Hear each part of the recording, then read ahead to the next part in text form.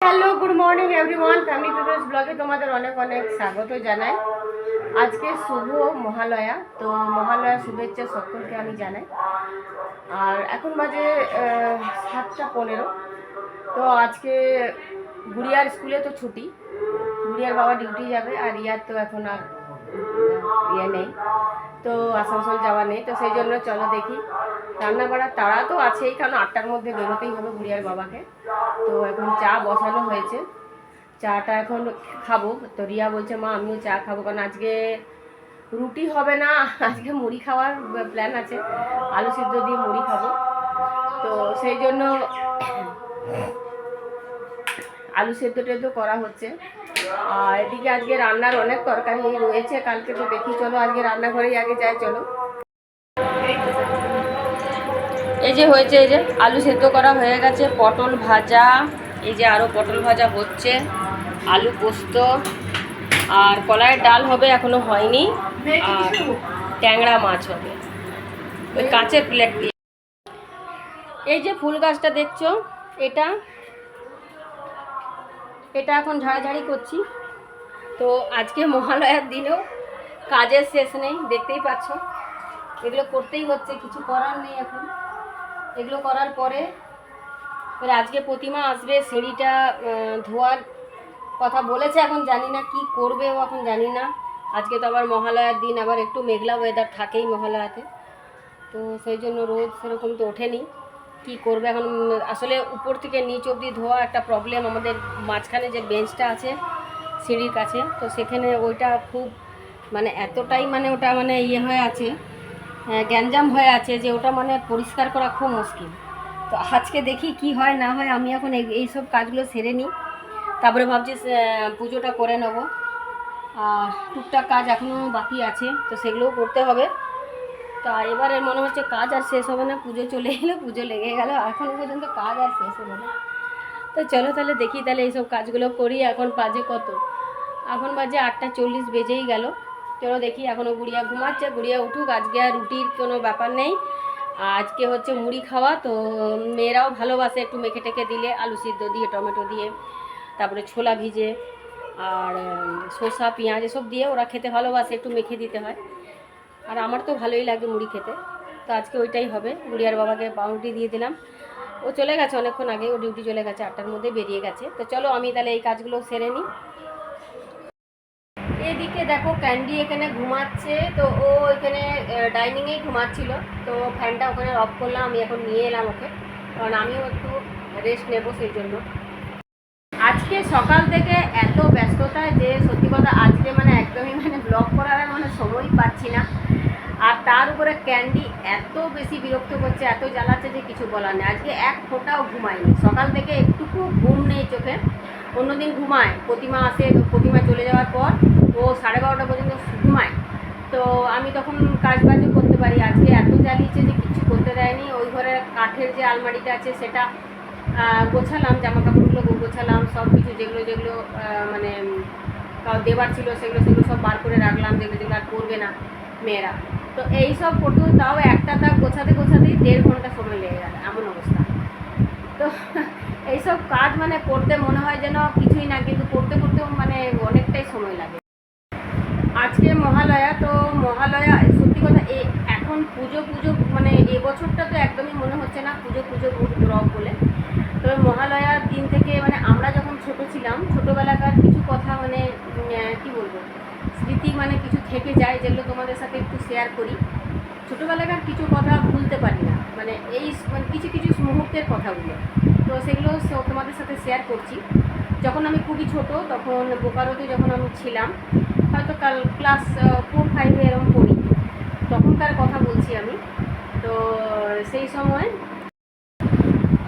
সেই সময় যেটা যেটা তখন তো আর টিভি বা অন্য কিছু তো ছিলই না, তো সেই জন্য তখন রেডিওটাই ছিল আমাদের মানে কি বলবো মানে মিউজিক বা এন্টারটেনমেন্টের একটা মুখ্য একটা জিনিস। তাহলে সেখানে তো তখনকার দিনে কি মানে মানে টিভি টিভি এসব তো ছিল না, তখনকার দিনে কি ছিল, রেডিও ছিল, রেডিও ছিল, টেপ রেকর্ডার ছিল। তো তখন রেডিওতেই যা মানে মিউজিক বা গান, এইসব এন্টারটেনমেন্ট, এইসব মিউজিক সিস্টেম বলতে ওইটাই ছিল। সকালবেলায় ভোর 4টের সময় বাবা অ্যালার্ম দিয়ে রাখতো, ঘড়িতে অ্যালার্ম দিয়ে রাখতো, আর 4টের সময় হলেই মানে মহালয়া চালিয়ে দিত। আর আমাদেরকে মানে তুলতো, আমাকে আর দাদাকে, যে ওট ওট মহালয়া শুরু হয়ে গেছে, ওট ওট। আমরাও বলতাম বাবা আমাদেরকে কিন্তু দেখে দিও, আমরা শুনবো। আর রেডিওতে বাবা চালিয়ে দিত, একদম জানলার কাছে রেখে দিত রেডিওটাকে, যাতে করে আওয়াজটা খুব ভালো আসে। তখনকার দিনে ট্রানজিস্টার যেটাকে বলে। তো এখনও মনে পড়ে সেসব দিনের কথাগুলো, সত্যি মানে এখন মানে এইসব জিনিস আর দেখা যায় না। এখন তো মহালয়া সবসময় চলছে, মাইকে সবসময় চলছে, পুজোতেও চলছে, এমনিও চলছে, সবসময় চলছে। আর তখন ওই বছরে একবার ওই ভোরবেলায় যে মহালয়াটা শুনতাম না, এখনও গায়ে কাঁটা দেয়। মানে সেটা শোনার জন্য পুরো বছরটা মানে আমরা অপেক্ষা করে বসে থাকতাম। কিন্তু এখন আর সেটা হয় না, এখন আর সেটা মনেই হয় না। যেমন আমাদের এখানে কাল থেকেই মহালয়া গান চলছে, মহালয়া চলছে, সবই চলছে। তো যেটা বলছিলাম আর কি, বাবা তো আমাদেরকে উঠিয়ে দিত, উঠিয়ে দিলে আমরা উঠে যেতাম। তখনও তো সে মানে তখনও পর্যন্ত মানে সকাল তো হয়নি, ভোর মানে অন্ধকার ভাব বাইরেটা। তো যেই একটু সকাল হতো, মানে একটুখানি আলো ফুটতো, পাখিরা সব ডাকতো, তখনই কি করতাম, আমি তখন বেরিয়ে যেতাম। আমি বেরিয়ে গিয়ে কি করতাম, সবার ঘরে একই মানে মহালয়া বাজতো, রেডিওতে যেটা বাজতো আর কি, একই মানে জিনিস বাজতো। খুব মজা লাগতো তখন, মানে সবার ঘরের মানে জানলার কাছে গিয়ে শুনতাম। হ্যাঁ, সবার ঘরে বাজতো, কি ভালো যে লাগতো। আমার এখনও গায়ে কাঁটা দিচ্ছে। সত্যি কথা, এইসব কথাগুলো মানে তোমাদের সাথে শেয়ার করছি, এই যে কথাগুলো মনে করছি, এগুলোই আমার মনে করতেই খুব ভালো লাগছে। তো আবার যেন মনে হচ্ছে সেই পুরনো স্মৃতিগুলো আবার মানে ভেসে আসছে। তো সেই জন্য আর কি এই কথাগুলো তোমাদের সাথে শেয়ার করছি, ছোটোবেলার কিছু কথা। তো এইগুলো আমার সত্যি খুব মনে পড়ে, এই মহালয়া, বিশেষ করে মহালয়ার এই দিনটা খুব মনে পড়ে। কারণ ছোটোবেলায় তখন তো আর তো কিছু ছিল না, এন্টারটেনমেন্টের আর কিছু ছিল না। হ্যাঁ, মানুষ হলে সিনেমা দেখতে যেত, এগুলো গান শুনতো, কিন্তু টিভি ছিল না। আর এটা খুবই ভালো লাগতো, এখনও মানে সেটা মনে পড়ে, তাই তোমাদের সাথে শেয়ার করলাম। তো এখন বাজে কটা বাবা, 3:10, দেখো বেজেই গেল। আজকেও অনেকটা লেট হয়ে গেছে, খেতেও অনেক লেট হয়ে গেল। তো কাজ মনে হচ্ছে শেষই হচ্ছে না, এখনও সিঁড়ি ধোয়া বাকি। আজকে প্রতিমা সিঁড়ি ধুলো না, বললো বৌদি আজকে হবে না, কালকে করে দেবো। দেখা যাক, কালকে এখন করে দিলেই ভালো। তারপরে ছাদ পরিষ্কার আছে, ছাদটাও ওকে পরিষ্কার করতে বলি, কমসে কম 15 দিনে একদিন করে দেয়।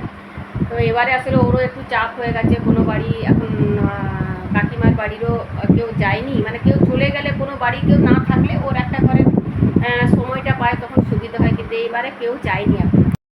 তো সেই জন্য যাই হোক, তো আস্তে আস্তে করে সব হচ্ছে, যাই হোক হয়ে গেলেই ভালো আর কি। এবারে যেমন করে হলো, কিছু করার নেই, এটুকুনো যে হলো এটুকুনি অনেক।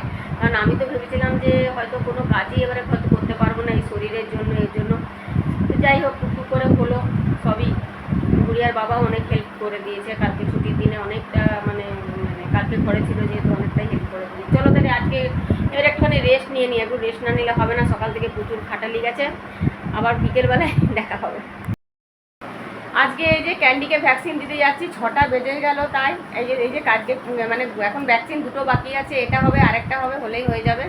তো ক্যান্ডিকে নিয়ে আমি আর রিয়া যাচ্ছি। তাহলে চলো, অনেকটা দেরি হয়ে গেল, পরে আবার কথা হবে। এইমাত্র এলাম, এখন বাজে 7টা, 7:30 বেজে গেল। আজকে অনেকটা দেরি হয়ে গেল, ডাক্তারের ওখানে গেলেই দেরি হয়ে যায়। কার ক্যান্ডি তো কিছুতেই মানে এত মানে বিরক্ত করে, যদি কিছু বলার নেই, নখ কাটতে। তবে যাক, আজকে ভ্যাকসিন লাস্ট হয়ে গেল, এবারে সেই 1 বছর পরে এবার বুস্টার ডোজগুলো স্টার্ট হবে। তো ভ্যাকসিন লাস্ট আজকেই ছিল। আর এদিকে আগেই পিৎজা অর্ডার দিয়েছিল রিয়া, তো এটা গুড়িয়ার বাবার, এটা আমার। এখন তড়কা হয়ে গেল, এই যে অলমোস্ট রেডি। তো এটা এখন আমি নামিয়ে নেব, আর রুটিগুলো করে নেবো, কারণ রুটিগুলো 8টা বেজেই গেছে। তো রিয়া আবার 8:30টার সময় খাবে, তো সেই জন্য রুটিগুলোও করে নেবো। 8:30 প্রায় বেজেই গেছে। তো আমার রুটি তরকারি সব করা হয়ে গেছে। আর এখন এই যে দেখো, এই যে ক্যান্ডিকে দেখো, এই যে দেখো ক্যান্ডিকে দেখো, এখন আসলে ভ্যাকসিনটা নিয়েছে, তো ডক্টর বলছে যে ওটা এখন 15 দিনের মতন ওটা ফোলা থাকবে, আলুর মতন ফুলে যাবে, ব্যথা হয়তো থাকতে পারে।